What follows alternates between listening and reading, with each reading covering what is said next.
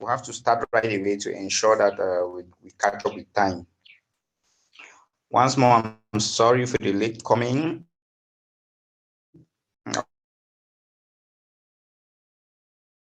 I'll start.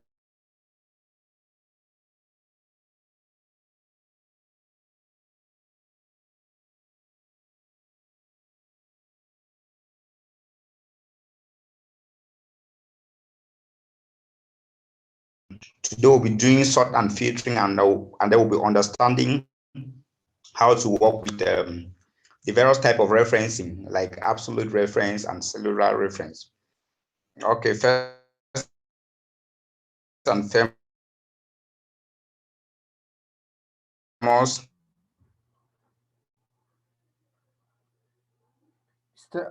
Mr. Charles, your network is not very stable.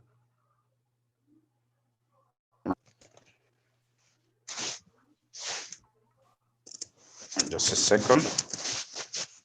I mean, exercise 5.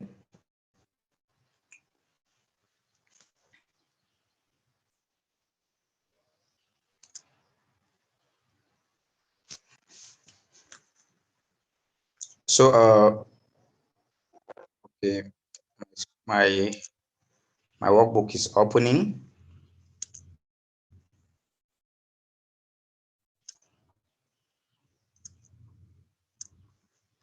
All right, let me share my screen now.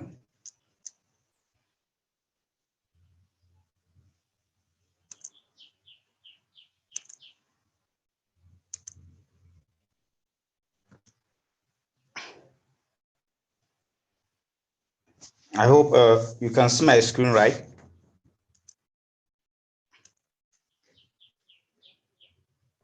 Yes, we can see the screen. All right. Right away, let me put the laptop on charge so it should not be cut off with power.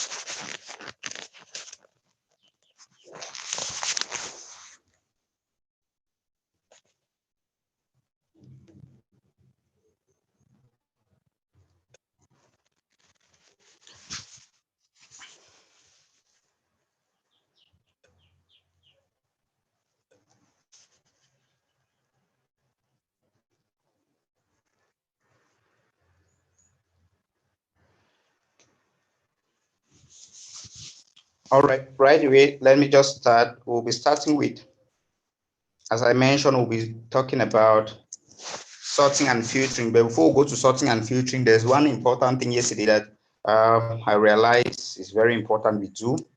That was not captured before we go to sort and filter. All right. There are most of times you might be working with a workbook or working, having several sheets like what we have in front of me here, and you want to, maybe your boss asked you to maybe give data on a particular sheet rather than sharing the whole workbook. You can just export just the sheet that you want to share with your boss or with maybe your collaborator. Most of the times people tend to do a lot of, maybe they highlight like that, they copy, and then maybe they open a new workbook like that.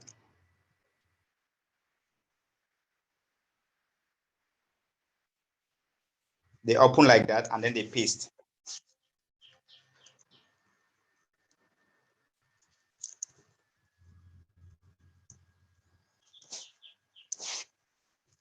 Copy like that, and then they open a workbook like this, they paste. Now, when you paste, you notice here you will need to start adjusting this, adjust, and adjust. Now, the best way to do it is always to export is always to export that particular sheet so that it comes out with the same formatting that you don't need to do anything like adjusting. How do we do that?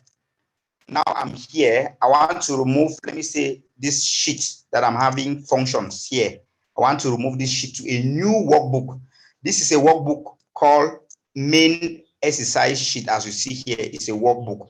Then these are sheets now within the workbook. It's just like a book, a textbook with several sheets having different topics.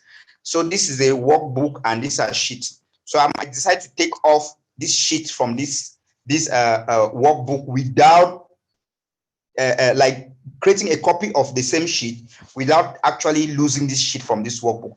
How do I do that? I come where I'm having the dates or the sheet that I want to export or to make a copy of it. I right click, I come to move or copy. Move or copy. I right click here, come to move or copy. Then I always take create a copy. I use the checkbox create a copy. Then when I use on create a copy, I'll come to this arrow that we're having here, this arrow that talks of to book. I'll come to the arrow, the drop down, I'll click on the drop down. I'll ensure that this one goes right to the beginning here, where I'm having new workbook like that. When I must have created the workbook or click to have a new workbook, I'll take now OK. Ensure that this one is ticked. I'll take OK. You see, it will load and export only that sheet to a new sheet. That's it. You see now it's called book 8. And then this is the sheet that it has come with the same formatting. If I go back to the same main book, you see the same sheet. This is the sheet here. And these are other copies. These are other sheets that were there. Now you're seeing that it has come here. It has exported and move it as book 8 here. Now I can add a sheet now onto this one. If maybe I want to export the second sheet from that same workbook to this sheet that has just one workbook, I'll come to the sheet like this. Maybe I'll look, assuming that, let me take a sheet that I might need to work on. All right, let's just say this. Okay, this. I'll right click now. I'll take move to. This one I'm moving to an existing workbook, not to a worksheet. The first one I moved it to that is a new workbook, but now I want to remove this other sheet to add to the sheet, the workbook that I created with one sheet. So I right click there, I take move or copy. I tick this create copy. I'll use the same arrow where we're having to book. I'll use the arrow and I'll look for sheet 8 using the scroll bar. This is sheet 8. I'll click on it.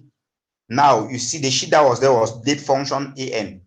So I'll click move to the end so that I should be on the second sheet. Since a date function is on the first sheet, I'll take OK.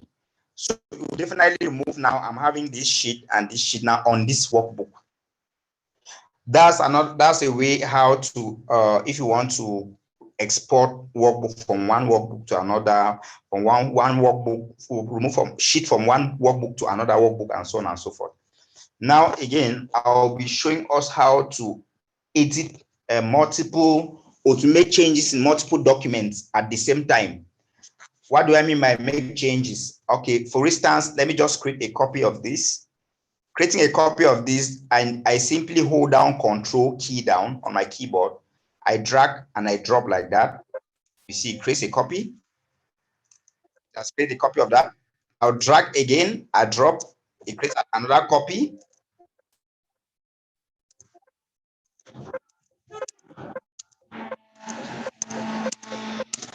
Then let me create the last copy. I drag, I drop, it creates the fourth copy.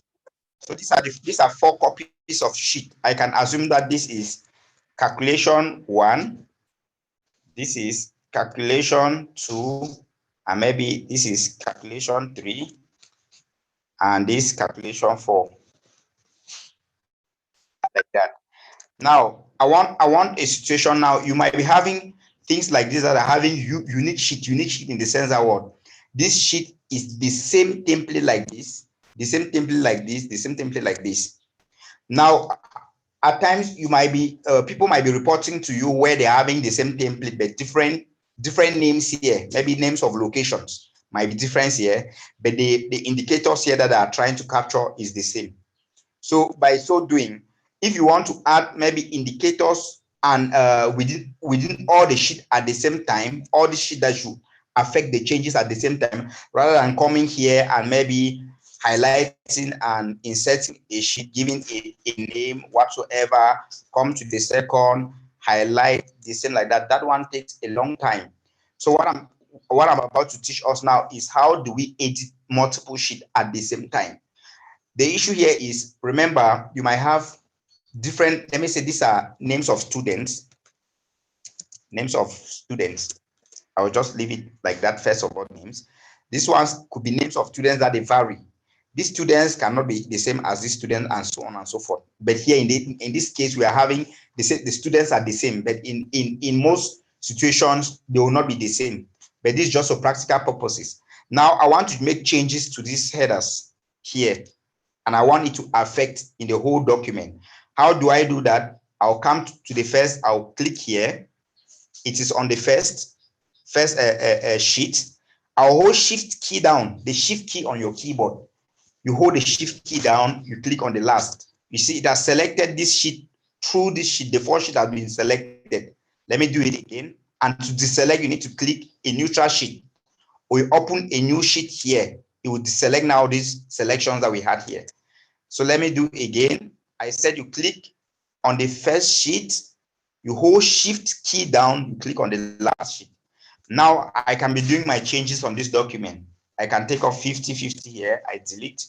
I can come here, I can decide to put here but names of students like that.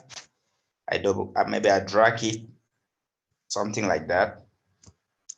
And then here could be subjects. This one could be subjects. Here could be subject science, math, English, maybe physics. Like that. I can add a column here and insert a column here. I might put chemistry. Let's leave it at that. Oops. Chemistry. Drag. All right. Now I'm having chemistry. You see, I can decide to make it centralized, that everything should be in the middle, like that. And we're having blue, thick blue. I can use a paintbrush as we did yesterday and make this, maybe it's a style. It's a template style. So you are seeing that I've made changes only on one document. Now let's confirm if the changes work in other documents. Let me just add marks here. Let me just add the marks here. I can add something randomly like that. All right. Now let's confirm if, I hope they're getting me. All right. Let's confirm if the changes has affected this other sheet. I said you need to come and click on a neutral sheet or you open a new sheet to deactivate the selections here. If I click anywhere here, it will not deactivate. So to do that, I'll come and click on this sheet this way. Now they have been deactivated. So if I click on one, we are seeing the changes has been affected here. This, it's affected there. This is affected there, and this is affected there. So you see one I just make the changes on one sheet and all the other sheets are affected. Now, normally, as I said, the names of students will not be the same. This is just for simulation purposes. But in other case, this in other on all the sheets, the headers here must be the same because you're trying to get the same information from maybe different schools or different business sites and so on. But the names of the headers must be the same. This one could change. So that's that for renaming cells, maybe for editing sheets, several sheets at the same time. Now we'll be talking now on referencing. Remember, I said today we'll be dealing with. We'll be talking on sorting. We'll sort by value, we'll sort by color, and we'll sort maybe by icon. We'll sort by cell color, things like that. And then we'll also use how to do filter. Now, let me minimize this. Let me come back to my main sheets. This is my main sheet. All right, let me look where I already had colors, things like that on colors, so that I will not need to be doing that again.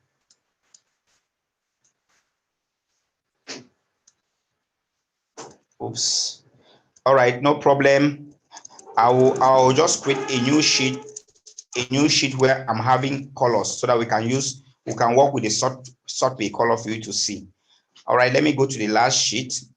Or let me open book 8. Let me take for instance this. I want to put colors per area, and then after we'll sort them based on sales representative, based on colors, based on sales, things like that, maybe based on the year and so on. So let me just color the document so that we might have issues, we might have colors in several sections within the document so that you get what I'm talking about here. This could be green. This could be something like this. And lastly, I can end here. I can put this, maybe something like this.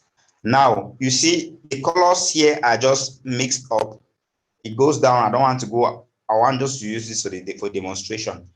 Now, we'll sort this data in different criteria. We'll use also, I'll teach you how to do custom sorts. Now, if you want to sort now this based on alphabet, like A, B, C, D up to Z, how do you do it? These are data set here. You might click within the data set, like here, or you click up here like that. You click at where you have B, you come to sort or filter. You can sort A to Z like that, or Z to A. Let me say A to Z. Now they say expand selection. Yeah, I want it to expand. If it's sorting, it should affect the whole data set. I will take okay, sort. You see now that it has sorted. If you look, it has sorted. Look at what's happening. Even sales rep has been sorted on the column S. V is almost the last, and if you go at the beginning, you see A. These are A, B, C, D, E, F, and so on and so forth. But it doesn't really make sense to sort, and maybe your headers are sorted. So that's most of the times we have issues, difficulties in sorting. How do we avoid that issue, not sort with the headers? First, I can select my data set like that. Let me just give you the name on the name box. I already taught this yesterday, data set. Let's assume that that's the name, data set, that's it. Now, I come to sort and filter. I'll come to custom sort here, custom sort. I'll click on custom sort. This is the page that comes up. When this page comes up, ensure to click on this. My data has headers, so that it should assume that the first line is the header. If it is unticked, it will take the header and sort the header as well. So always click my data has headers. And watch, if I unclick here and click here, what happens? I'm having the columns. Are we seeing? I'm having columns here. And here, column A, B, C, D are this. A, B, C, D, E up to J. This is it up to J. But immediately you come and click my column here has headers, it will replace that A, B, C, D with the headers. Now, if I come here, these are the headers here. Now, I want to sort cell rep. Here now, I want to sort the representative based on alphabet. I can come to sales rep here. As I'm sorting from what? A to Z. If I click on OK, automatically you see the headers is not moving. That's it. A, B, C, D, E, and F. So you see this one, the headers remains fixed. Let's come back to the data set, highlights, and maybe let me just undo. Now, the second thing again, we can sort now based on sales. Who sold the highest sales? We'll select data set like that. We come to custom sort. I ensure this one is ticked. I come now and I select sales, largest to smallest. You know, things like that. It's always good to know who has performed much more than the other. Then I click on OK. Now you see the largest sales here is $697. And if you look down, there is no other sale that is above that. And you go down, you see the minimum sale there is $228. So that's that for sorting. And you can sort using several criteria. Let me sort using colors now. Let me undo. Okay, data set. I can sort now using colors. Now, this one is also ticked. I will use for colors. You normally ensure that what any place you don't even need to select the whole data set for colors. You can click anywhere, but for the fact that we are working already, we've created the data set. We just need to select. We come here, we take any of this one here, it will work. Because color is doesn't respect the year. The color is the color. Whether the color is green, it cut across the dates, the sales rep, everything. So if I'm taking any of this one, it will work. So I'll come now, I'll choose sort based on color here. I'm having what? Cell color and font color. Cell color is the color of that paints each cell. Then font color is the color of the character of the fonts here.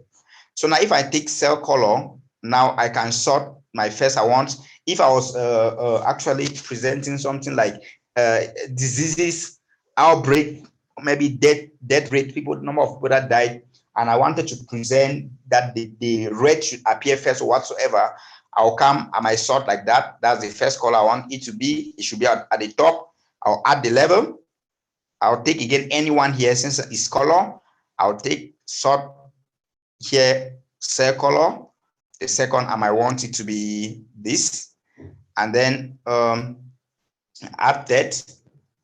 Let me just sort here and end here.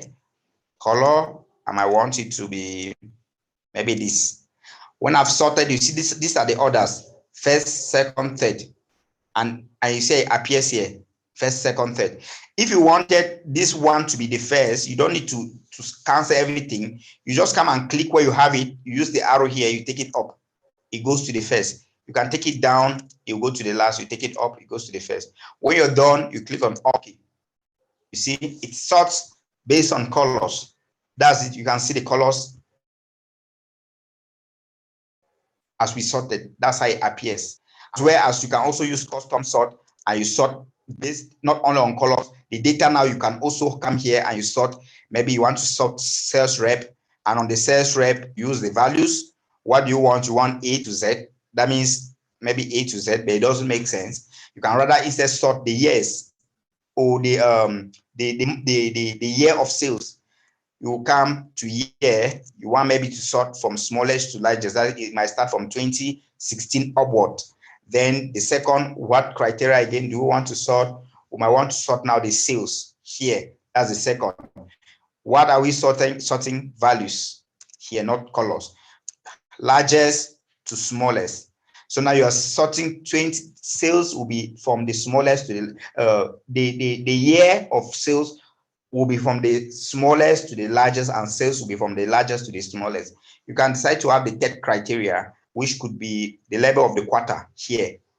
You put quarter, you take value, and then maybe quarter has to be maybe A to Z. It's an example. When you are done now doing that, you can come and click on OK here, like that.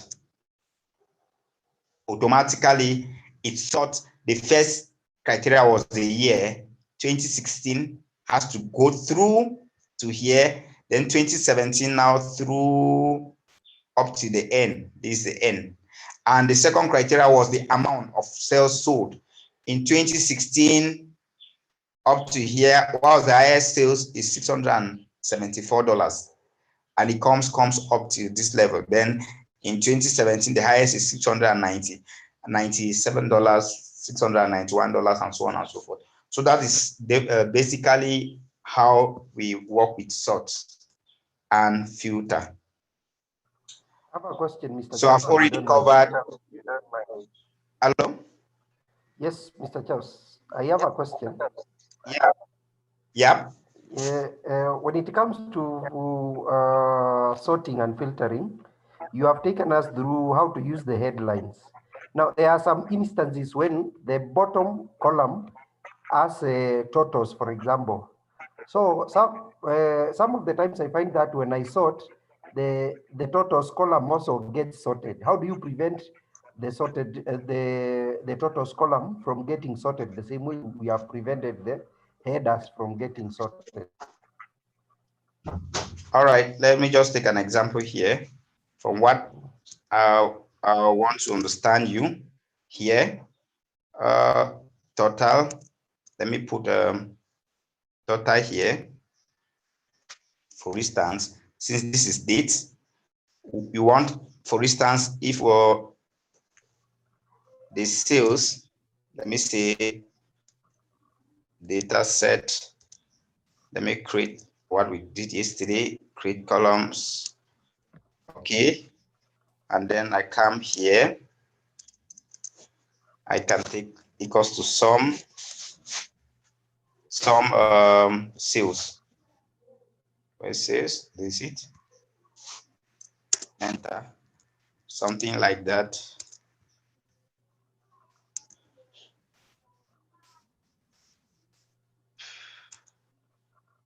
Oops, sorry.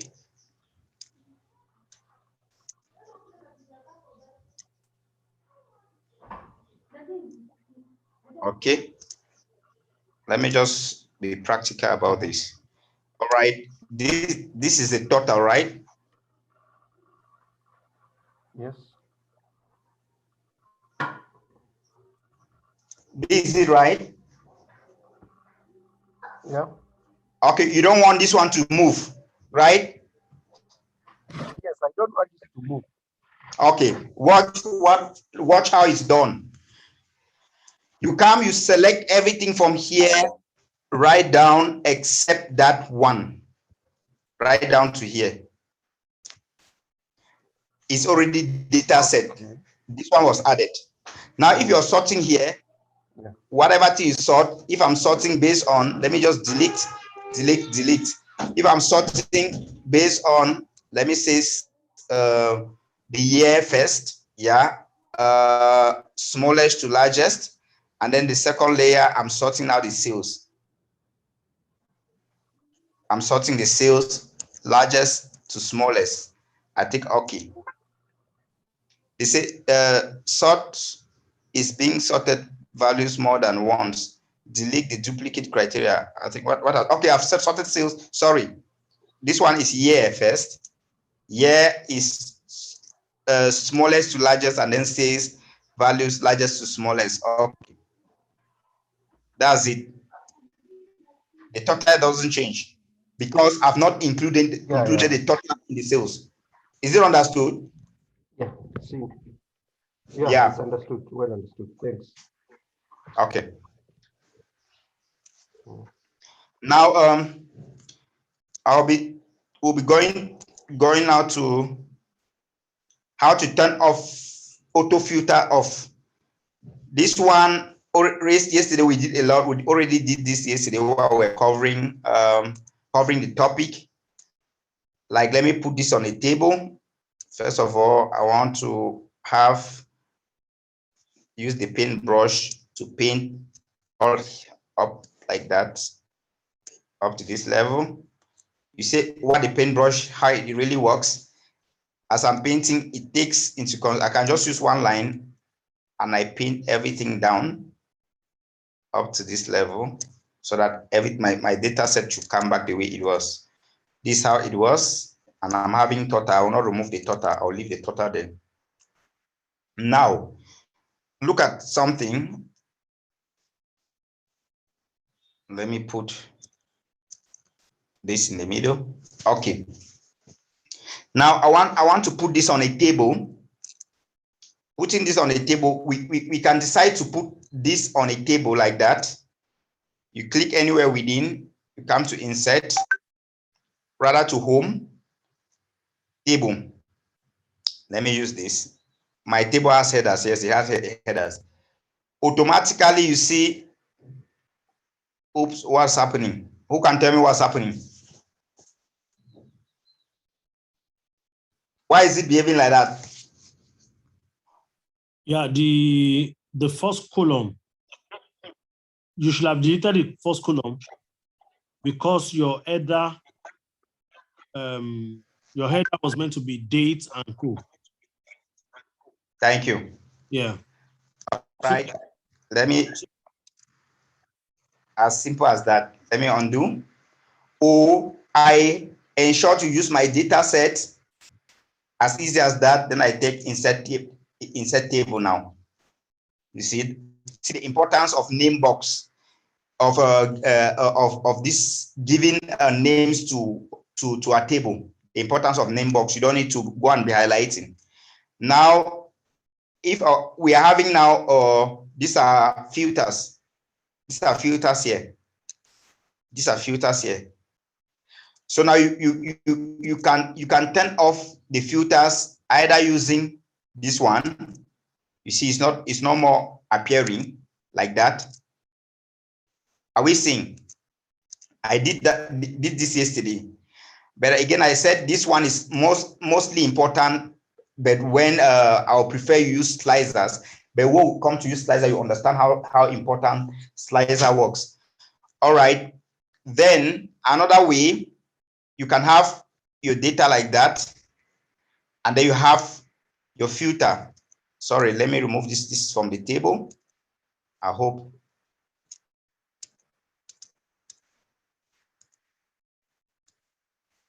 All right. Now, and for you to know that your table is having the table has filters, or your data set is in a table form, you always see this. You always see this. These slides are under design mode. If design mode goes off, you know that you don't have a table. So if I take undo, there's no design mode. This one is not a table. At this level now, I can put in now my filters like that. Are we seeing? It comes now, the filters now appears. But for the fact that there's filter, it doesn't mean that this is a table. It's not a table. So tables automatically comes with filter, but you can filter without tables. So that's that way it comes to filtering. And I can put a filter just on one like that. Just on one. Let me take, for instance, this. I can put a filter. Let me unfilter. I can put a filter just for this. Let me take off this data up here. Delete. Okay. If I come now here like this, on filter, filter. Why is it not giving the filter? Just a second.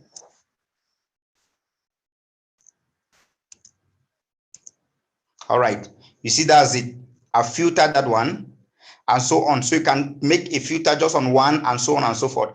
But most of the times is always very important if we are filtering and we are actually taking into consideration a specific set of data that I want to filter, rather than maybe filtering the whole data set. You can filter the whole data set and you decide to choose which column that you want to sub or you want to focus on. So if you want to filter a particular section, you can just highlight the section you create like that. You have a filter for it. So otherwise, you can use the table format to have a filter for all the various columns that you're working with. Then next, we'll be talking about using subtotals within a data set. Most of the times, you might want to have that issue total sales of 2016, sales of 2017, and give their totals beneath the windows. How do you do that? We are having this already. We cannot see sales of the total sales of 2016. Otherwise, we use the formula like that. This is 2016. To know the total sales will definitely be this one up to this level, which is $88,645. So if you want to have the sales for maybe we have a particular year and so on and so forth, we can use this the sum total. And how do we use the sum total? I'll select my data set like that. I'll come to data and I'll come to have sum total here. I'll click on sum total. This one comes up. I want to sum. They say what? At each change in here is dates. And here I might want to choose year, change in year so that it should sum maybe the year, but it doesn't make sense to sum the year. We can take the sales here. We take the year. We want to sum based on the year. Then down here we'll come and take what we are summing. We are summing sales. We are adding to sales. So I'll take sales there and I'll come and untick label here. So you see the year, it will break down the year, then it will sum all the sums per year and put under the sum of sales. So now they say replace current group. Yes, break between groups. You can choose to break and you can summarize data. So if you click on OK, like that, now you see it has come and total for 2016. This is the total. Are we seeing? This is the total for 2016. And if you sum from here to here, you see, sorry, I've added the last. Here to here, you see $8,645. And this is it here, $8,645. If you go to the next, 2017, you sum from up here down to here, you have $14,057. And this is $14,057. And when you sum the two, both, it will give you now the sum total of the two group will give you what we are having down here as $22,702. Are we getting?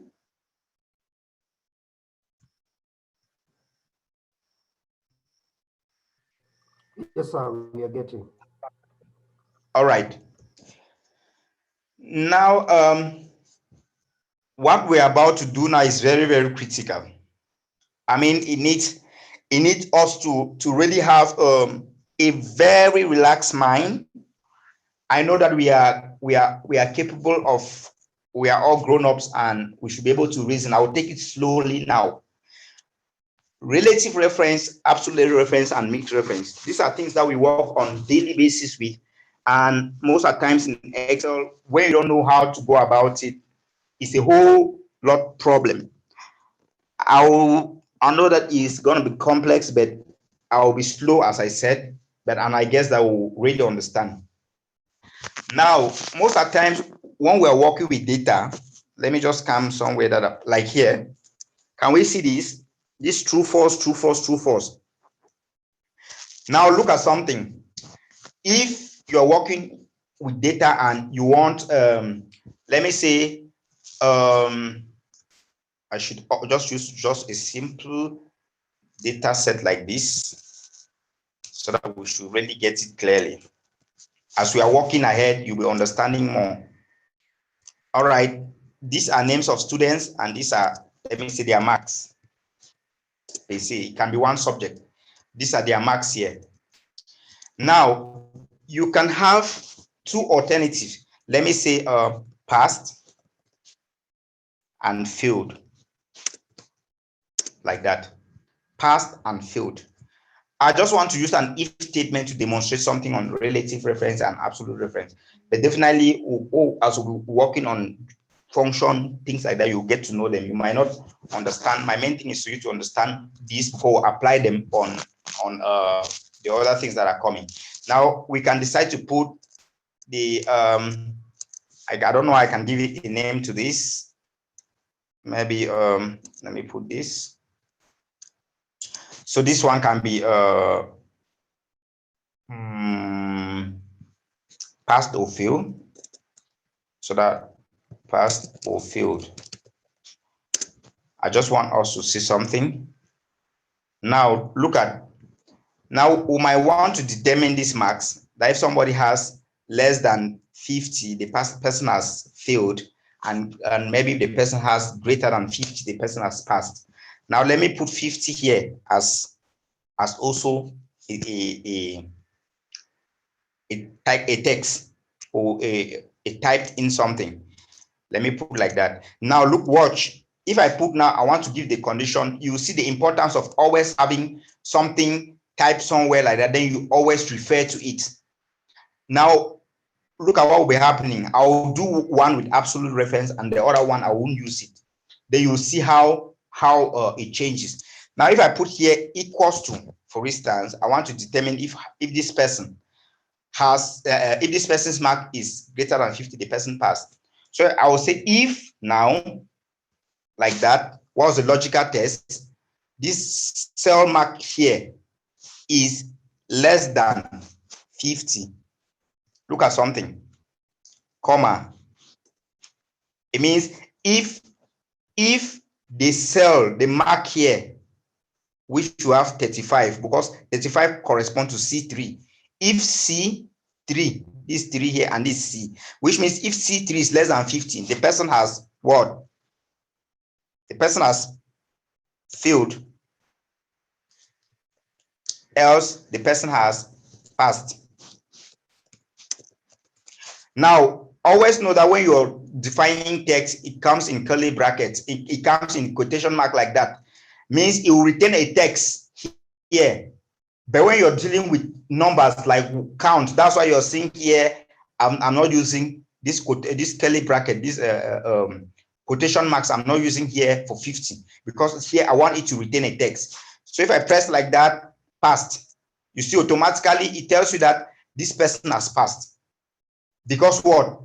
The mark is not greater than 50. So if I'm reversing now this sign here to put greater than here, definitely I will change this one and start bedroom passed, like that, else failed, like that. You see, it this pass. If I'm feeling down, look at what will happen. Pass, pass, pass, pass, pass, fail.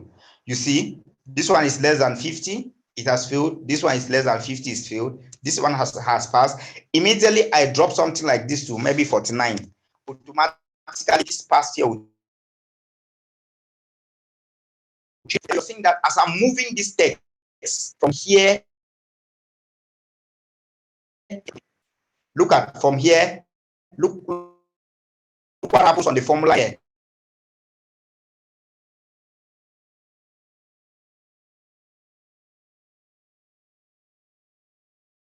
As I'm coming here, see, as I'm down. Now, what if now you wanted now to change? You had a data set that was as long as, let me just say, for instance, I want to repeat this data set.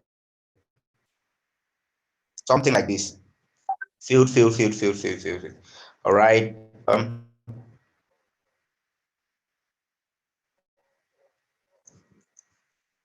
Let me just do something.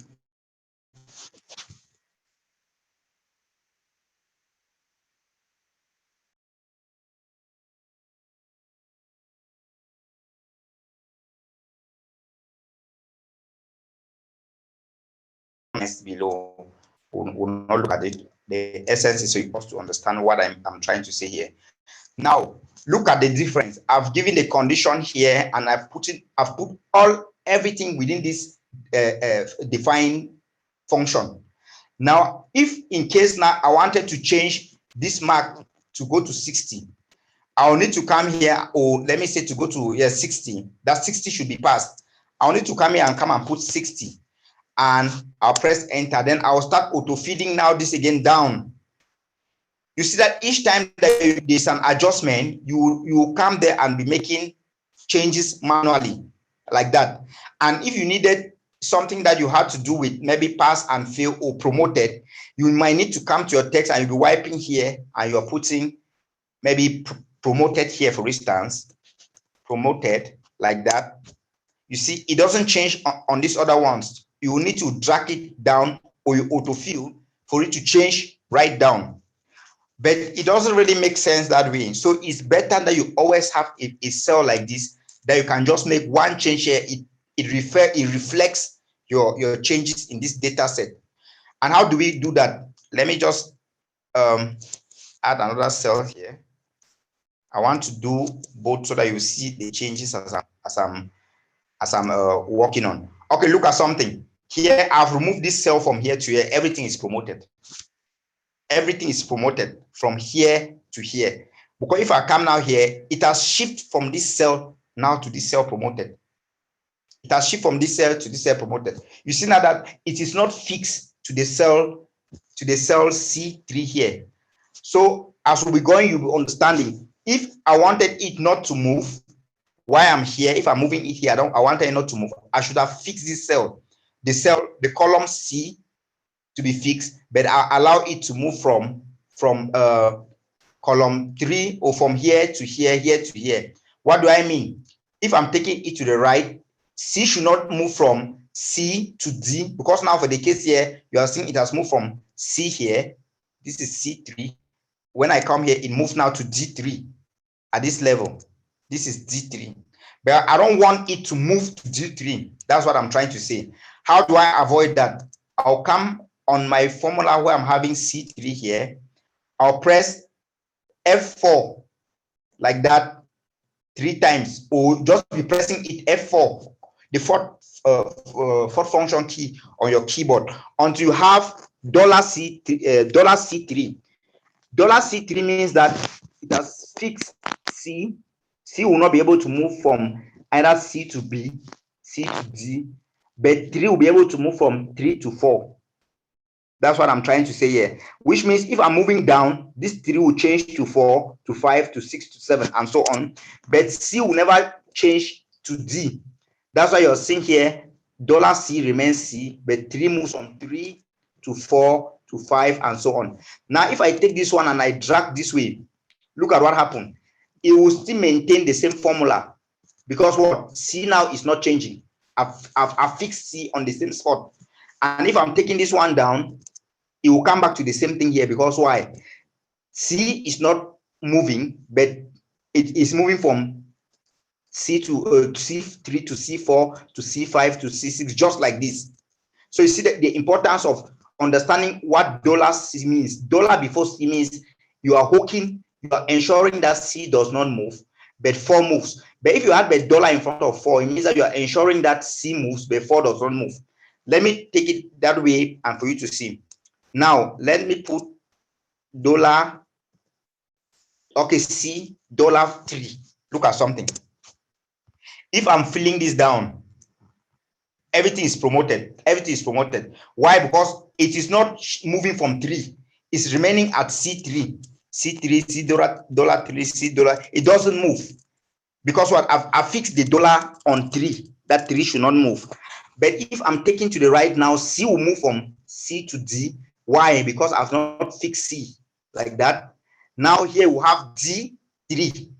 Because what? D is not fixed, but 3 is fixed. So when the dollar comes before the number, I know that that thing is what is fixed.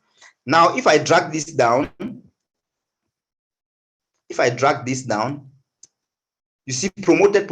Why is promoted? Because 3 is not moving from its position. And as you are going down, it's not moving. So it doesn't, it depends on how, which position you want it to move and which position you don't want it to move. Okay, just watch. Let me use now this on the right so that you understand again more. Excuse. I want to use now this.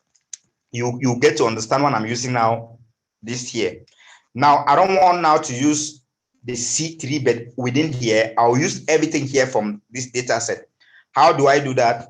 I can come back, I put my equal sign. I say if.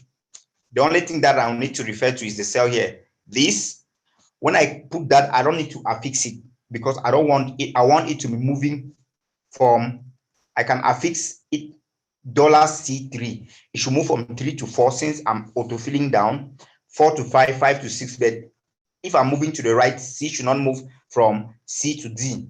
So I'll put if $3 is maybe less than, look at something, I'll come and click here. Now, when I click here, I'll have to fix the cell both up and down, like both diagonal and vertical, so that it should not move from this position. So by so doing now, I'll have to press F4. It is fixing J. You see $J, $2 means that what? No matter if I'm moving this cell as I'm dragging down, it should not move from this position.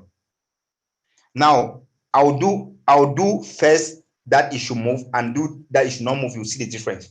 So now it can move from J2 to J3 to J4, as well as can move from J to F because I've not affixed anything.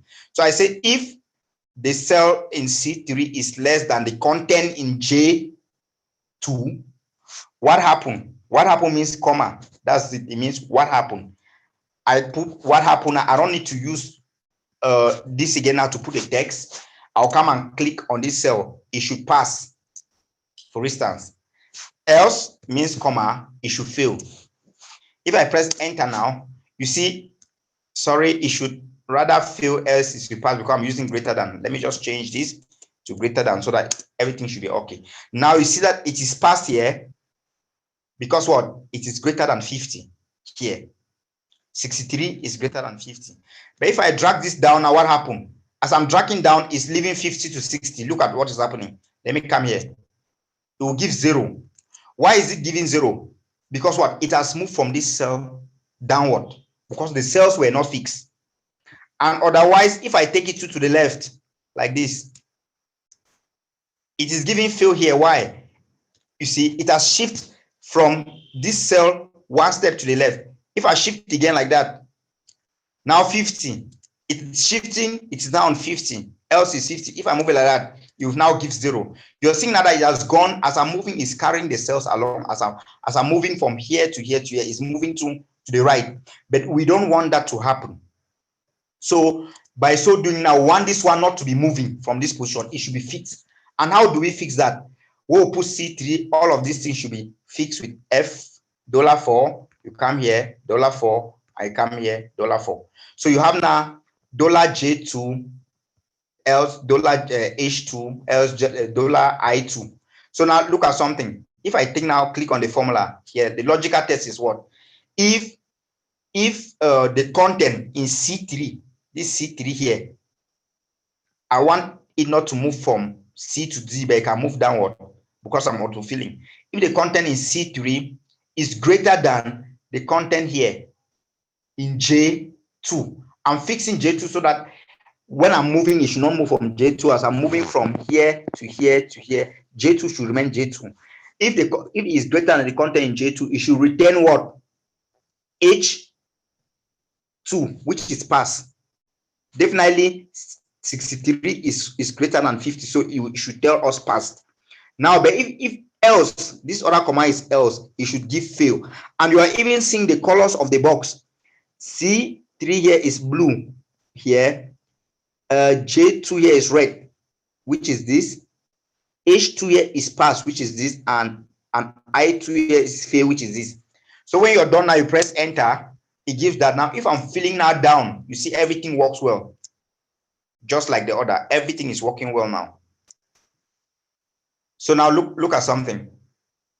I want you to compare something. Here you see everything is working well. Let me change back this promoted to pass. You see what I was saying here. Promoted to pass here.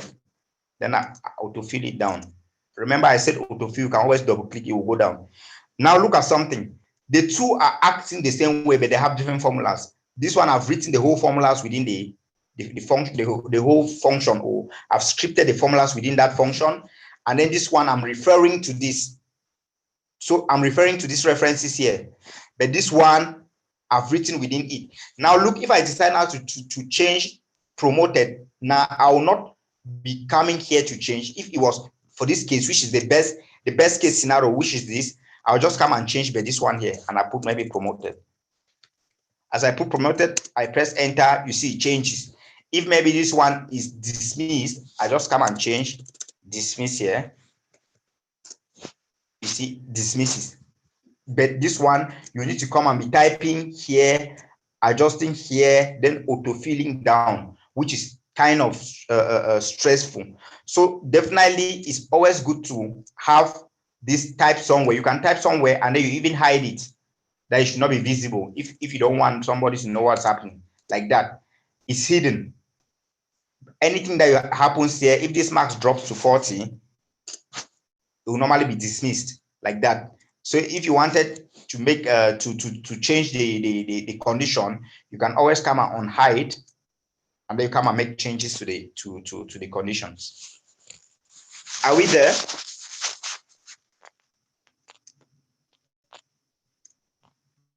Yes, sir. Hello?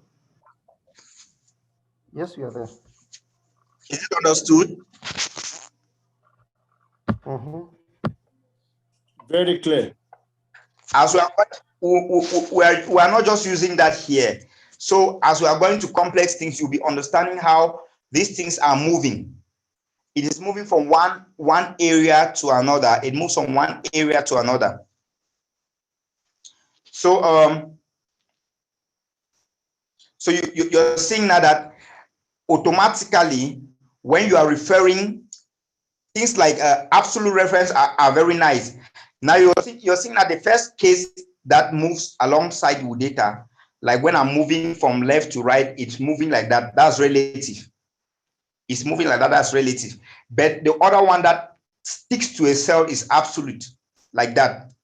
Then what we'll be doing VLOOKUP, you come to understand mixed referencing. I don't want to talk on mixed referencing now, but what we're doing VLOOKUP, things like that, you understand how we use both absolute and reference and mixed referencing. We can still do that on a simple type of data, but I'll prefer to do that when we're working on VLOOKUP, index match, and things like that. So I don't know if there's any question.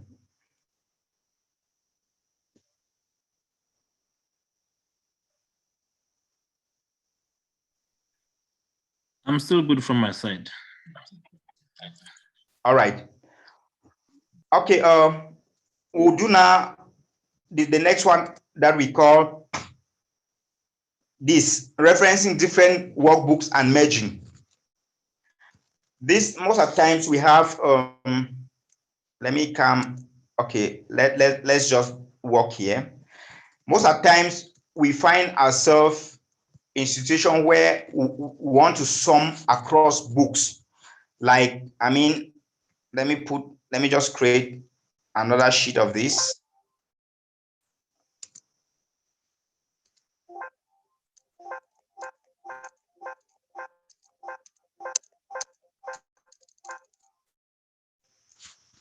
Let me go back to the former sheet that I was working with.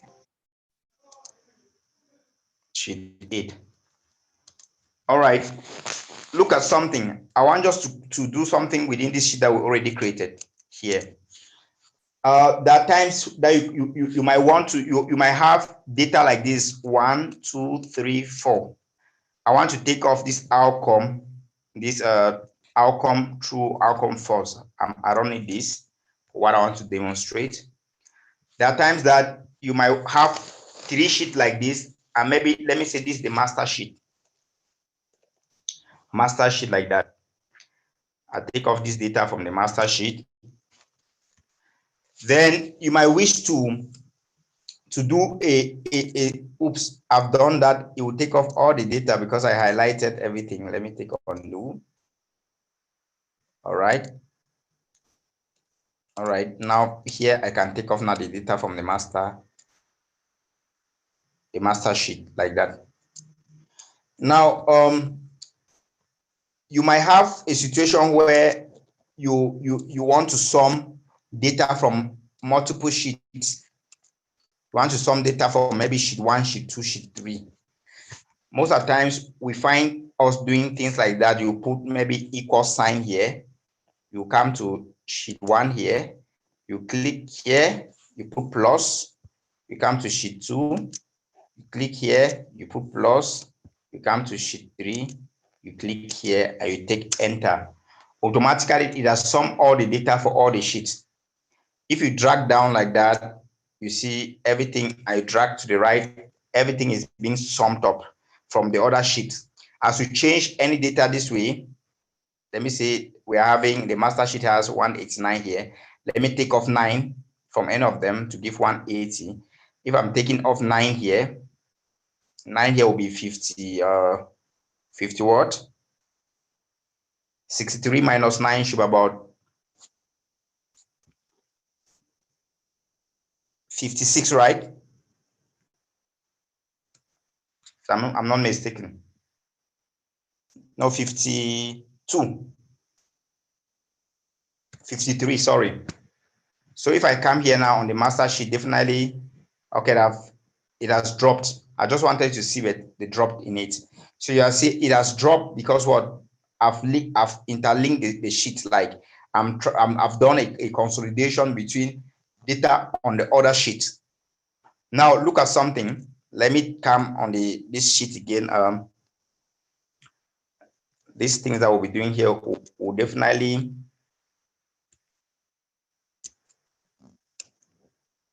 all right. Now you see it has brought in data from different section. What if you have now several sheets and maybe people are adding sheets and so on and so forth? Will you take this method of summing? It's pretty complicated in the sense that what it doesn't make sense doing that. So if you already have your data, let me take off this and kind of like that. If you already have your data and you're having data in sheet 1, sheet 2, and sheet 3, and you want to bring that data to this sheet, so much more that if you make any changes here, so it affects here without you doing it manually like that, this is how you do it. First, before I go there, let me show something. Sorry, before I go there, I remembered something that I wanted to share. Now look at something. If I want to sum this data, that it should appear all at once first, before I go to that, all at once without me doing an auto-filling, I will come to the master sheet. I will just highlight like that, end to end. Highlight from the first end to end like that. And I'll put equal sign. I'll come to this first sheet. I'll click this. I'll put a plus. I'll come to the second sheet. I'll put this. I'll put a plus. I'll come to the third sheet and I'll click this. When I'm done here, I'll hold down Control Enter on my keyboard. Control Enter. You see, automatically the other data appears automatically. So again, let me do it one more time. I highlight end to end like that. I put equal sign. I come here. I can just use a sum. There are several ways. I come to sheet 1. I click here. I hold Control, come to sheet. I put plus. Come to sheet 2. I click here, put plus. Come to sheet 3.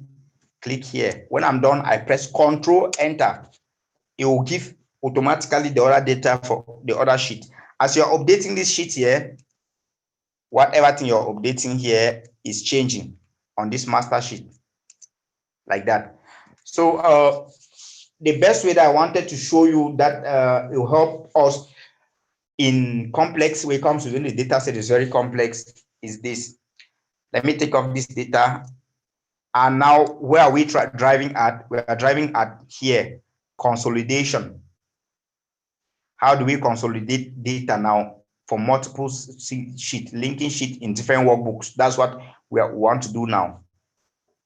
Now, how do we do that? I'll come to my master sheet. This is my master sheet here. I hope we are seeing. I'll come to my master sheet. I'll come and click on the first cell, which is this. I'll go to data tab. I'll come to where we have consolidate. This is it. You might not see the name, but just come to data tools where you have consolidate there. You have things like remove duplicate, flash fill, data validation, text to column, things like that. But what I'm interested in is in consolidate. I'll click on consolidate here. Now, when it comes here, what do I want to do? I want to sum the data. I want to sum the amounts of the cal 1, cal 2, cal 3. What are they referencing? I'll come to the first cal here, which is cal 1. I'll select my range, which is here to here. When I do like that, I take add. Automatically, they're having the same range. I'll just need to come to 2. I'll take add. I'll not need to select because the range is unique. I'll take 3. I'll take add. Now, when I've added 1, 2, 3, now I ensure that what they're having what top rows. I'm ticking that what they have top rows, and these are the top rows. And then I'm thinking that they have left column. These are the left columns. Just watch. Now, if you want it to be in a way that when they update the data automatically updates to on this sheet, you have to come and create links with source data. You check to this link with source data. If I click now, okay, you see that's the automatically. Are we seeing? Now when you look here, it's giving you sum D2 through D5. You cannot see it because of what? It is hidden here. Let me open. You say it consolidate book 8, book 8, book 8. Now book 8, these are the sheets that it took the data from. Three figures, 1, 2, 3. You see cal 1, cal 2, cal 3. That's it. Cal 1, cal 2, cal 3 for science. Math 1, math 2, math 3 for calculation again. 1, calculation 2, calculation 3 for math. You see how it's hidden. So I can always collapse it like that, increase this. You see, these are the books, collapse like that. So in a nutshell, it has consolidated all the data. Watch now. This one is, let me say this is 120, right? Let me take off 20 from the data somewhere. Let me come to sheet this. It was on math. Let me come to sheet 1. Math. Let me take off 20, put 20. It will normally drop to 100. So if I come to the cal, that's it, 100. Same here. Let me take off 6 in end of the sheet. Here, 22 minus 6 should be 16. So normally it will drop to something 60, okay, was 66. You see that it's having now a link with source data. Whatever thing you do this way, it affects the data automatically. Now, what if that link was not created? It will not change. Whatever thing you do will not change. The consolidation will not change. It will come here. If I take off this now, like this, look at what will happen. Where is this one coming from? Maybe I dragged it somewhere. Let me take undo. All right, 66. Okay. Okay, the link is not more there. Let me try to take off 6. You see, it will not change. If I'm taking off 6 here, I will drop it to 16. Is it okay? No, it's still, the link is still there. Let me highlight. Sorry. Create a link with source data.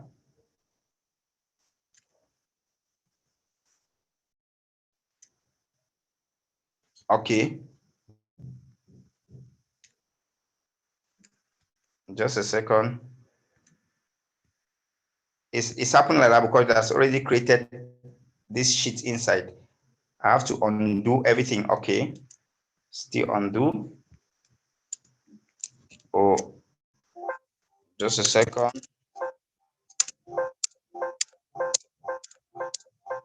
All right. Let me take this master one.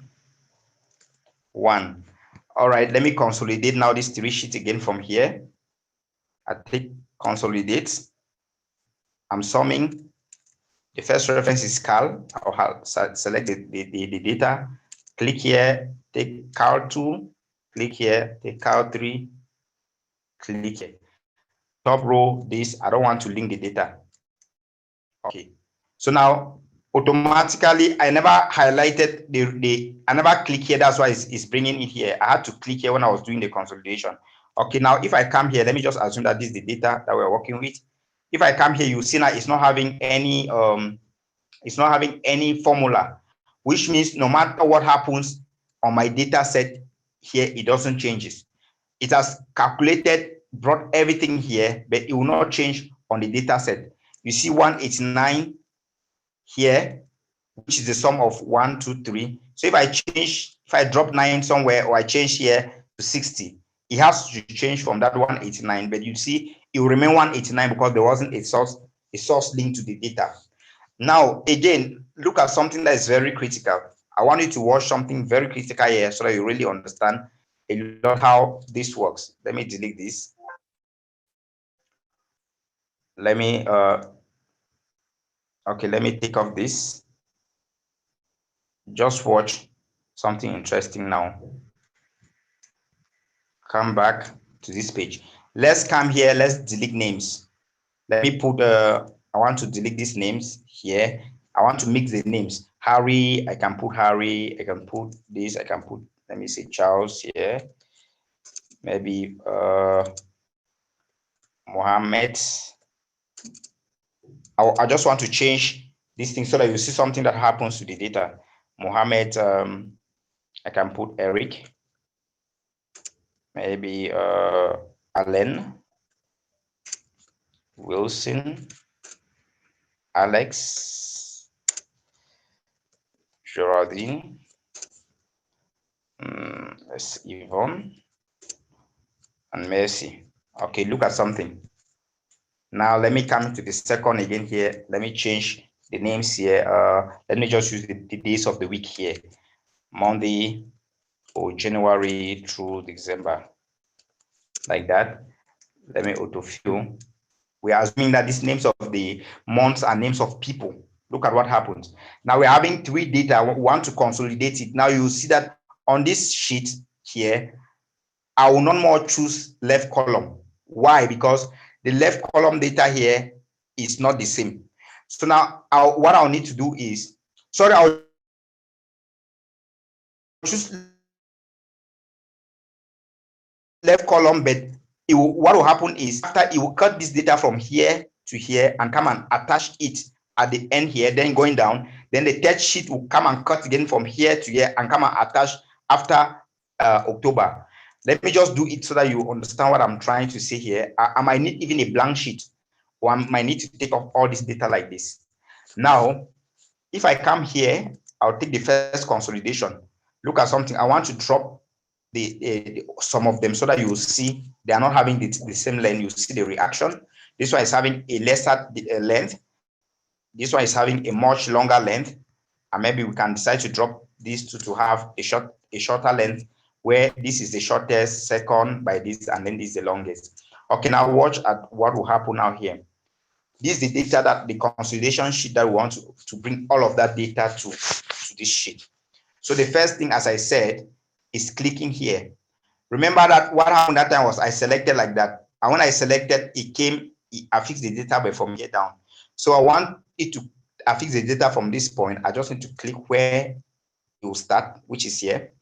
I come to consolidate. Under, remember that consolidate is always found under data tab. Come to consolidate. Under consolidate now, I come to the first. Let me delete this, delete and delete, because they were already in existence. Let me remove this and this. Now, this is the normal sheet for consolidation. It comes like that. I want it to maybe sum the data like that. And I come, what's the first cell is this. I'll highlight the cell area, which is maybe this to this, like that. I'll take add. Then the second will be what? I'll come to this. You see now that it has extended here because it's thinking that it's the same length, but I'll have to reselect like that, and I'll add. And then I'll go to the third, I'll increase like this, and I'll add. Then the rows are existing. I'll take now the rows here, and I might need also to create source data if I want, like that. Then I take OK. Oops, no data to consolidate. A second, let me see. All right, left rows. I take OK. Now look at what happens. And I forgot to choose the left rows. Look at what happens. You see, it's adding up all the data.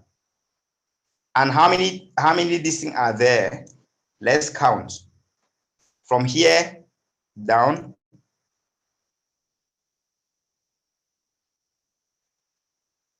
is 22. If I come here, I'm having 10 plus 6 plus 9. But why am I having 22 here?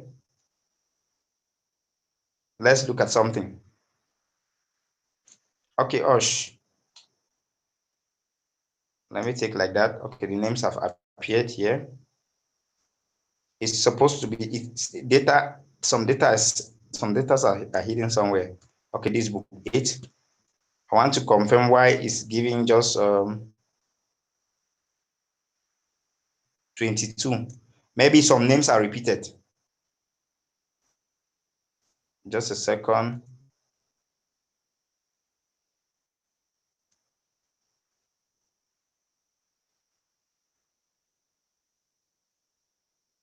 Charles Mohammed Eric. I don't think there's any data that is repeated somewhere. Okay, just wait. Let me reconsolidate again and see what happened. I want it to start here, consolidate. I come to the first, I select, I add, I come to the second, I select, I add, I come to the third, I select, I add. It has rows, it has columns, and maybe I want to create link. I take okay. All right, now let's see how many are there from here. 24. So the issue, I think the issue there was when I was selecting, at first I was selecting here, I was not adding the headers. So you subtract the headers from the overall data set. But you look now here, we are having 22, like that, 22 names, which is here to here. And that's what are 24 names. And if you add all of this one, it will give 24. That is 10 plus 6 is what? 16. 16 plus 9 is supposed to be 25. One name is missing. How come? Who is seeing the error in the consolidation? Okay, let me see. Start from Harry, Charles, Mohammed. Let me check. Okay, look at something. Harry here repeats. Are we seeing this Harry? Hello? Yes. Yeah, we see that. Yeah. Yeah, Harry is repeating. So it is summing Harry. It comes here. None of this one repeats. That's why you're seeing you start with Harry, Charles. So if you go to the main sheet here, it has slightly summed the data for Harry for sheet for Carl 1 and Carl 3. So 63 definitely plus 63 should be about 126. So if I go to the master sheet, that's it, 126. Are we seeing?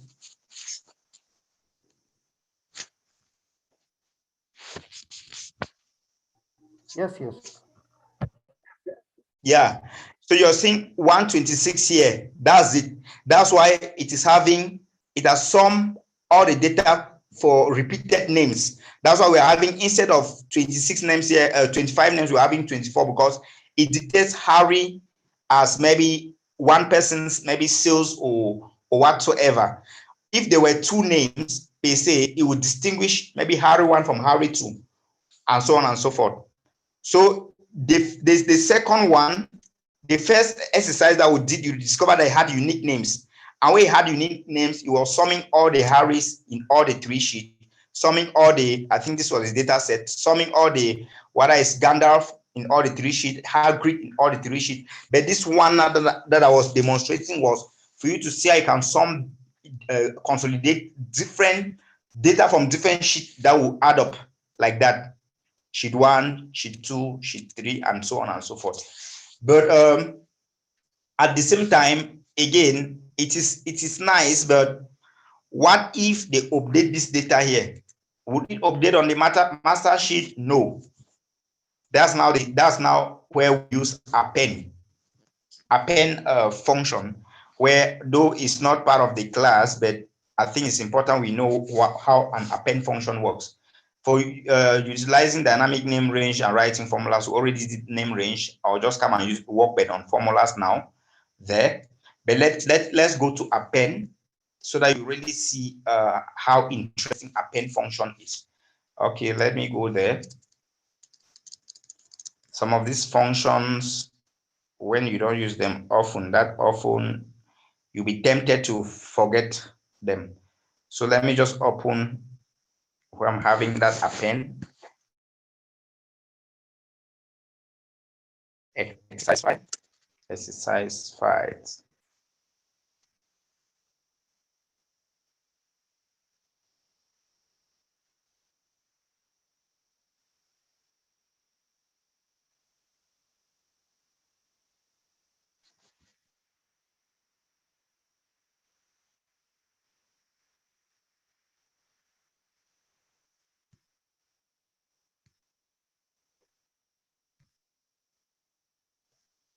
Oops, just a second.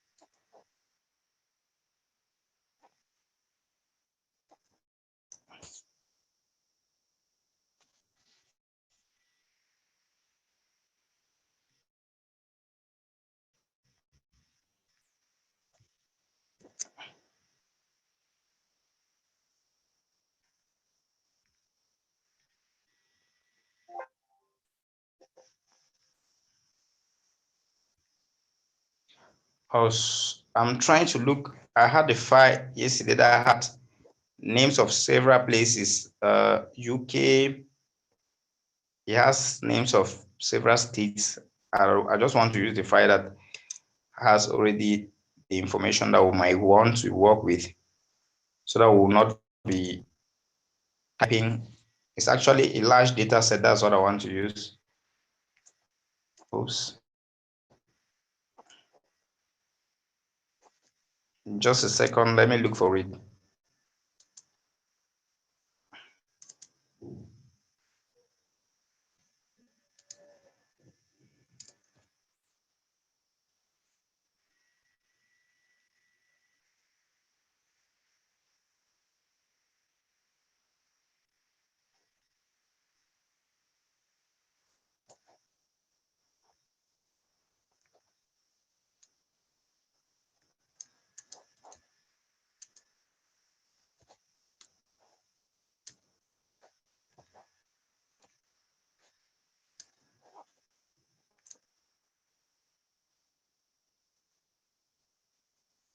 All right, I've seen it. It's named Append. Exercise file Append. Let me share my screen. All right.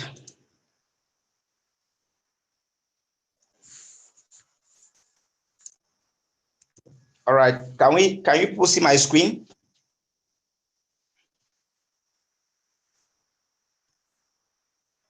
Yes. Not yet. All right. You can see? Okay, now I can see it from my side. Yeah, I can also see. All right. Now let me explain. Append here is simply querying data within Excel, whereby it will display data from multiple locations. I was talking about, when I was presenting this, I was talking about consolidating data like that, as we did, where you already understood what I did here. But what now if this data set is expanding? If it's expanding, it becomes challenging. You might need to come and be changing the reference here, or the level at which, maybe here you might need to come and maybe be changing the cell, expanding down like that, which doesn't really make sense. That's how now you see how Append works. Append works. It doesn't say sums up data. Let me put it that way, but it consolidates. It brings in multiple worksheet into one. So much more that if they are updating any indicator, it updates. For instance, you might be working at the level where you are people send data to you to put in a system, maybe in one system, and this data they are updating monthly. They might be adding cases monthly, and you're working at the central end where all of these cases need to be taken into account. All of them, as they update, you get it. It can be online, it can be on site. Now, if this one, you are seeing France, you see UK, you see Spain, UK, Toronto, and so on. All of these are all data. You see, it was one data set that I break it down to form 4 sheets for practical purposes. All this data, if you take from here right down to here, you are having 94. If you take the same here down, you're having 58. And if you add 98 plus 54, and then you take this, you add up, it gives 154 minus 1, which is the header file, 153. At the end of the day, when you sum all, you have this data set from here right down to here, 500 data, 500 entries. So what I want to show us now is how when we have multiple sheets like that, we can bring it to one sheet where we can append it to one sheet where the multiple entries that are there, you can just have them on a simple or one master sheet. Now let me just put this. I can put this console, so on consolidate. All right, now the first thing you need to do is this data that they send. It might not be in table form. Table form means that what? They might be sending you data that is in this form, just like this, a normal sheet, normal entry form. Let me put end to end, and this. They might be sending you data like this. They are filling and sending from different let me say entry points, but it has to be unique like that. If you are capturing data for COVID-19, or your data maybe is the headers, the indicators must be the same for all the locations. So now the first thing, when you have this data that they have sent to you, you export. I already told you how to import sheets. Import sheets, I already did that. You can open, let me just take this, create a copy.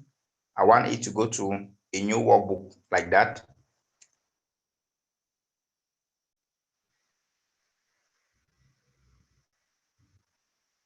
Okay, this is the workbook France. So now you can have now a situation where France is the first person that send his or her data. Now other people are sending. The only thing you need to be doing is what?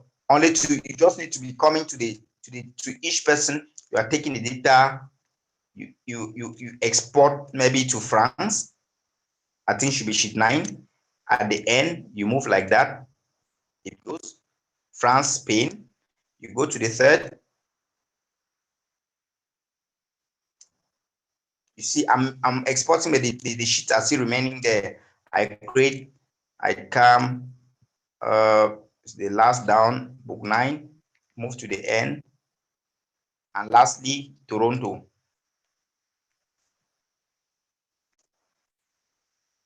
Oops. Gosh.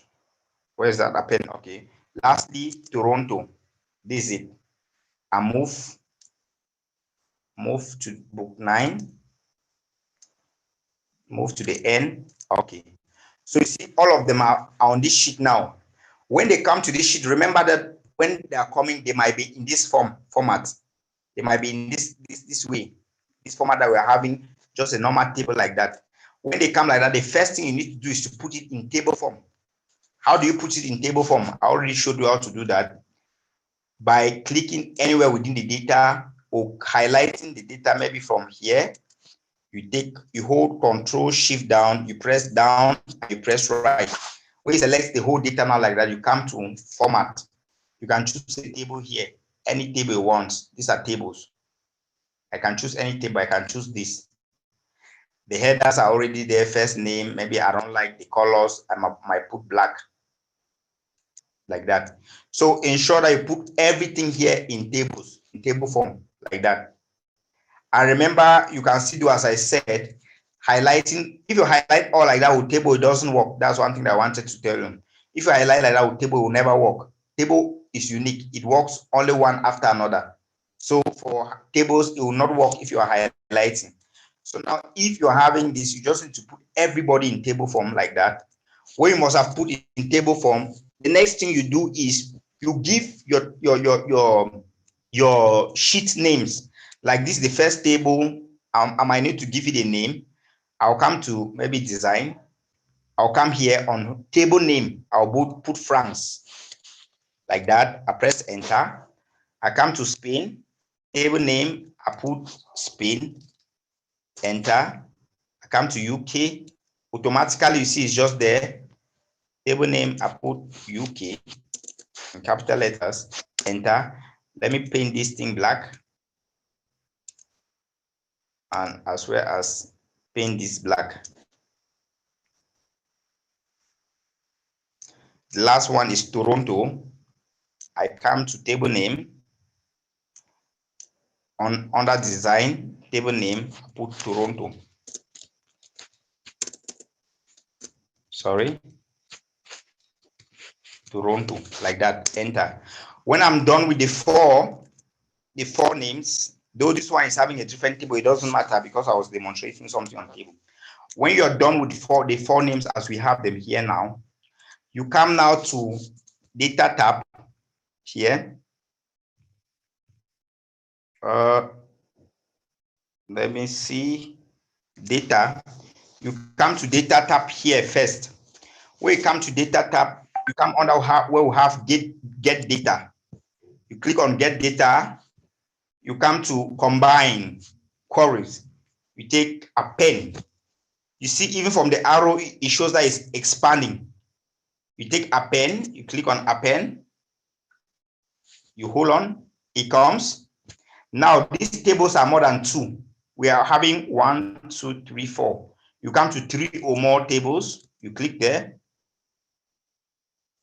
It's loading, just a second.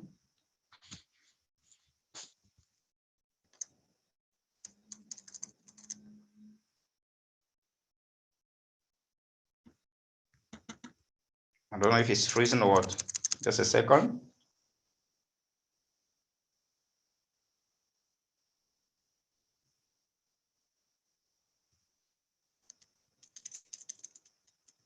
Let me take it over. I don't know why it's freezing like that. I'll come here. I'll click quorum, append.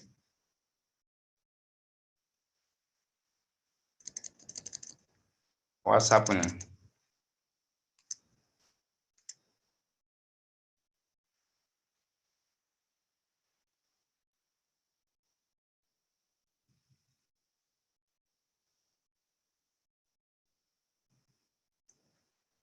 All right, just a second.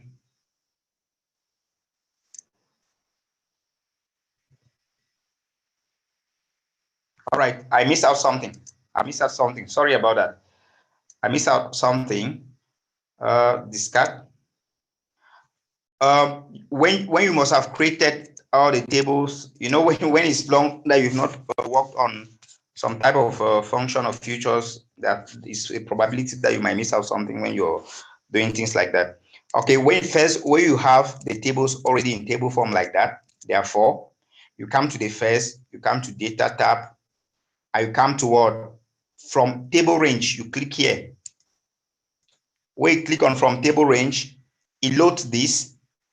That is it, France. Are we seeing? And the name is France. You come and click the arrow here, down here. You click close and load here, this button. You click on close and load.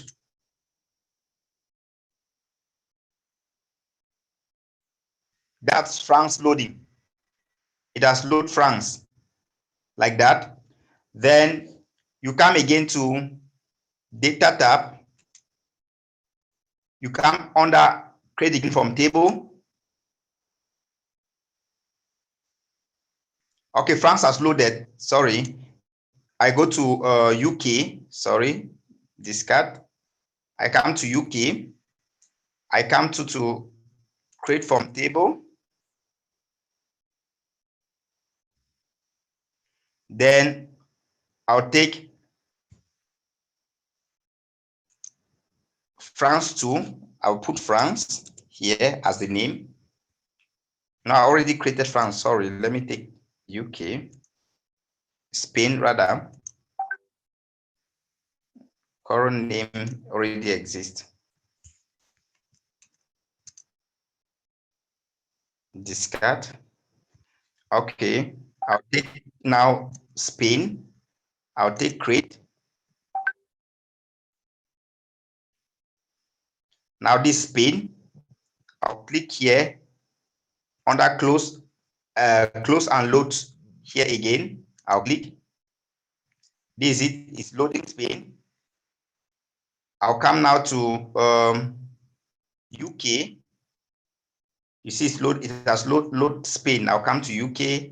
I'll come to data from table. That's UK. I'll come here. I'll click. I'll take close and load. UK has added. Then lastly, I'll take Toronto. I'll come to data tab from table. Then Toronto, I'll take close and load. Now the 4 has been loaded here. These are them. France, you see even the rows are showing. France has 94 rows, Spain has 58, UK has 153, and Toronto has 190. When I must have loaded there are 4, I'll come now to my data tab. I'll come to get data. I'll come down to combine and append. I'll take append like that. Now I'll take 2 or more. You're seeing that is highlighted. Here I'll select on Spain, on France. I'll hold shift key. I'll select on the last. Let me come back. I'll click on first. I'll hold down shift. I'll click on Toronto. Then I'll send all of them this way. That's it. Toronto was already there. Let me take off Toronto so that I should not repeat. So those are the 4 areas that we want to create. Now when I'm done, I'll take on OK. You see now, it is loading now. I can give it a name. Let's just say append. Append 1 should be the name. Just watch. So now if I come now here, I can take now here, close here and load. It's loading the data. Now this is the data for the 4 areas. You are seeing France. I can now close this. I don't need it. You're seeing all the 4 data that have brought all into one data area. Look at what happens. Let me come here. It starts with Rebecca and it ends with it ends at Lenora. That's 501. Okay, watch at something. This UK2. Okay, let me take off. Let me come and make now changes now to something. This is France. Let me delete this. These ones, I don't need them.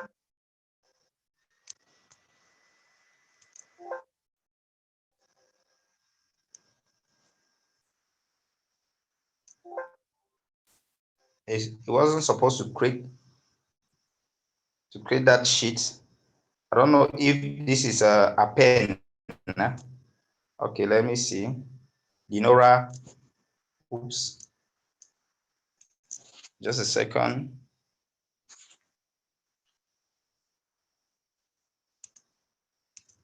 It shows I've mistakenly deleted that sheet. You deleted it. Was sheet Yeah. 10. Sheet 10, Prof. Sheet 10? Yeah. All right. Let me just fastly do it again. These are all the sheets that we created. Now I come to data tab. I'll start one after another. France. All of them have already been created even. So if I come now just to get data, I believe, I don't know if, okay, it's already in existence. So you see, I can just import here. I don't need to create again. They're already there. I import here. These are them. I think, okay. Then I take close and load to open a new page. Okay, I can say this is now console, the data, like that. Now, if you see here, for the consolidated data, it has taken all the cells. I think there should be 500. Let me click here for 501 and down. We have 501, which is the total number of content that this cells has. Okay, look at something. Let's make some adjustments. The first sheet, which country starts with Jonel? Let me come to France. It is not France. It's Spain.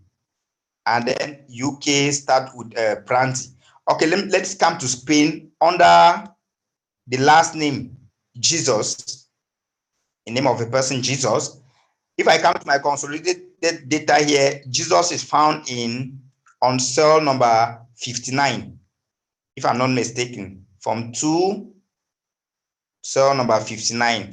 There are 58 names, but cell number 59. All right, so if I come here, I take,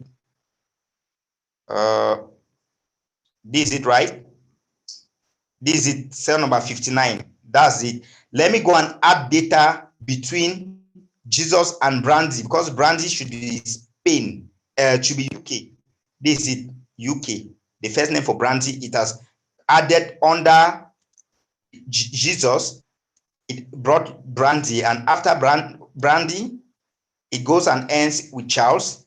Then that means normally after Charles has to be Mary Rose. So if I'm coming here and I'm looking for Charles,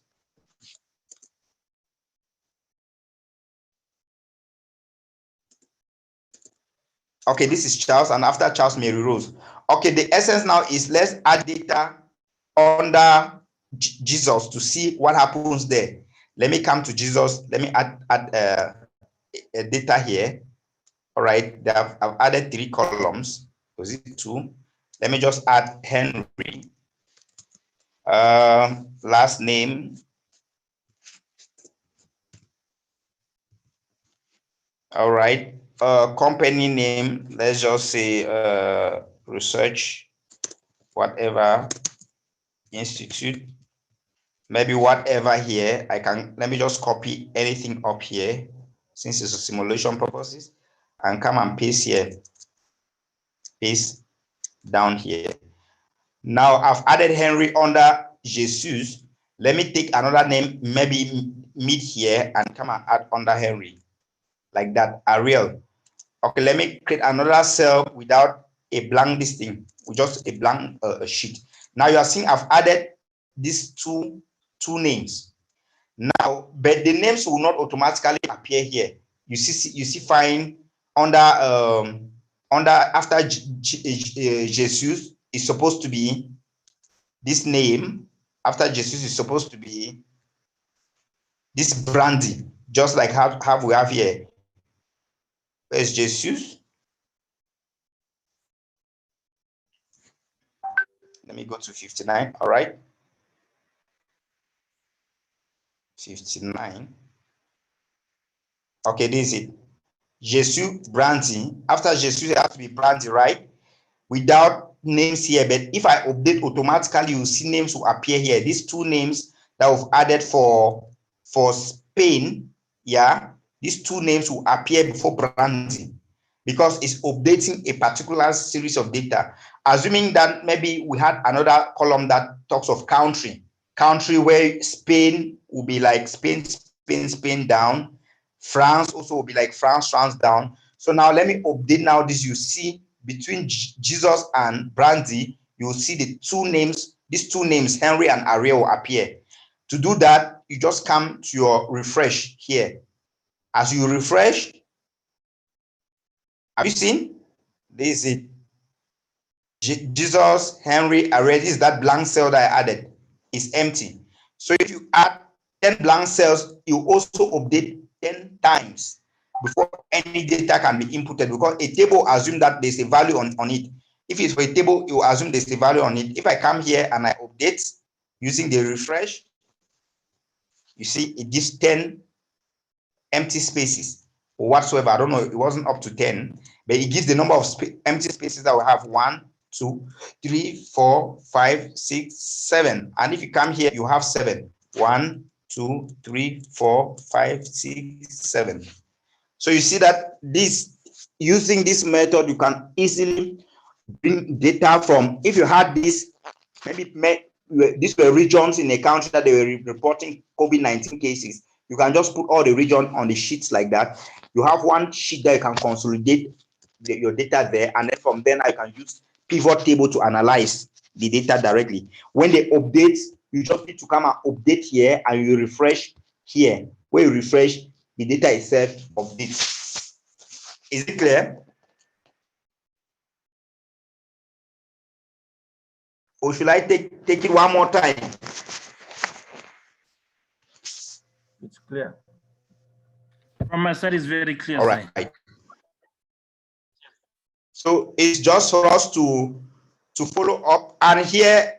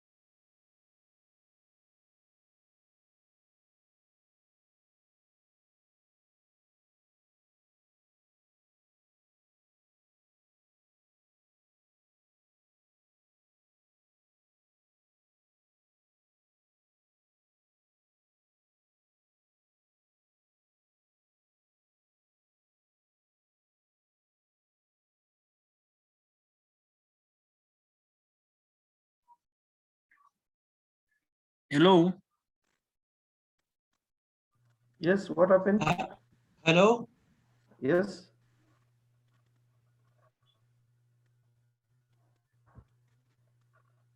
Alfred, the trainer has left or what? Oh, he's back.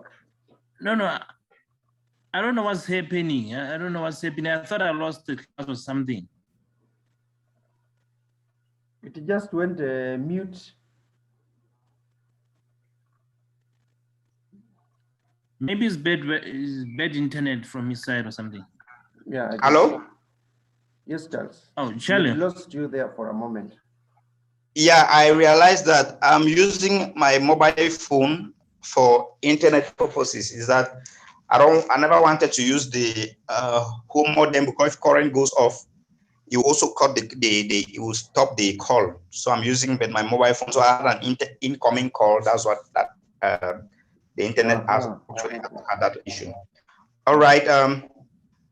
With that, I hope the recording has started back. Lastly, I want us now to do. Yesterday we did dynamic name ranges, where we were able to create name range using the name box. Now I want us to just use the name box to write one or two formulas. Though we'll still have the formulas here so that you get it, because it's the last thing that we have for the day of today.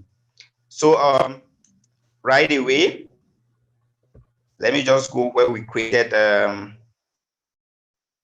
our sheets.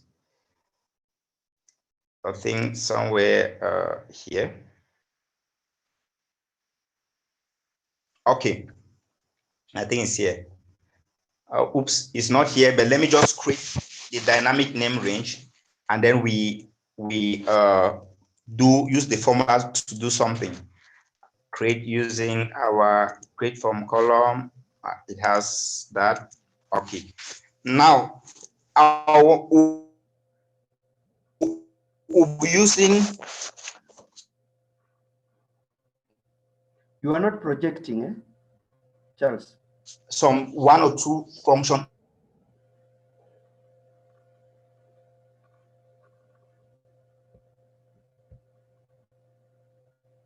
Please share your screen, Charles. We can't see anything from our side. We can't see your screen. Thanks.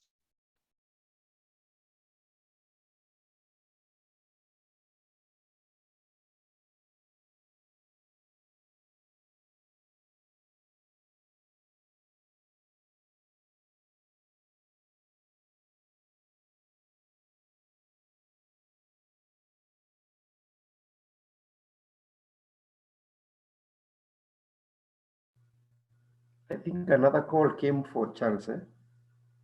Yeah, I suspect that as well. Let's just wait for him a few minutes. He'll be back online.